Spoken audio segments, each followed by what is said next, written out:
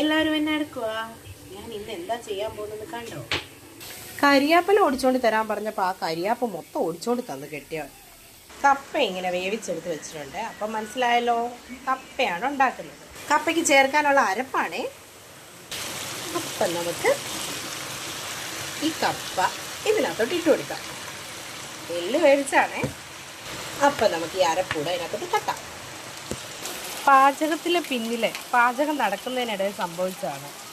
കണ്ടോ, ഞാൻ എവിടെ പരിപാടി അവതരിപ്പിച്ചാലും ഇങ്ങനെയൊക്കെ തന്നെ ഇടയ്ക്കൊക്കെ അടിക്കൊക്കെ പിടിക്കും. ഒരു കുക്കർ പോയി കിട്ടി. അടിക്ക് പിടിച്ച സാധനത്തിനെ ഒടുവിൽ ഞാൻ ഇങ്ങനെയൊക്കെ ആക്കി എടുത്തിട്ടുണ്ട്. ടേസ്റ്റിന് വലിയ വ്യത്യാസമൊന്നുമില്ല. നല്ല മഴയുണ്ട്. അപ്പം നമുക്ക് കപ്പ ബിരിയാണി എടുക്കാം. അപ്പം നല്ല ചൂട് കപ്പ ബിരിയാണി, അന്ന ജോൺസൺ കഴിക്കുന്ന പോലെ സാലഡ്, പിന്നെ നല്ല മാങ്ങാച്ചാറ് പോരെ. പിന്നെ ഒരു സാധനം കൂടെ ഉണ്ട്, നല്ല ചൂട് കട്ടൻ കാപ്പി. അപ്പം ഇതാണ് എൻ്റെ കപ്പ ബിരിയാണിയെ, കൂട്ടത്തിലെ കട്ടനും. അപ്പം നമുക്ക് കഴിച്ചാലോ?